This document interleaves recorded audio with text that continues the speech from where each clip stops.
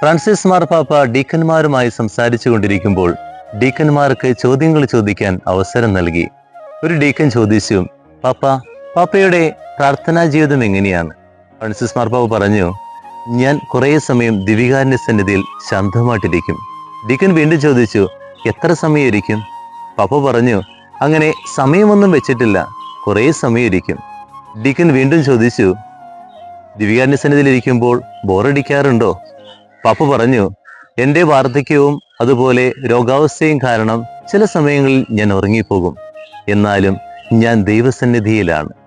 ദൈവസന്നിധിയിൽ ഇരിക്കുമ്പോൾ ദൈവം എന്നെ നോക്കുന്നു, ഞാൻ ദൈവത്തെ നോക്കുന്നു.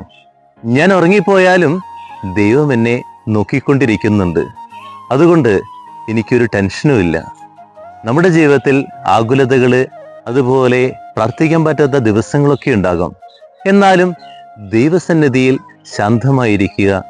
ദൈവം നിന്നെ നോക്കിക്കൊണ്ടിരിക്കും. ദൈവം അനുഗ്രഹിക്കട്ടെ.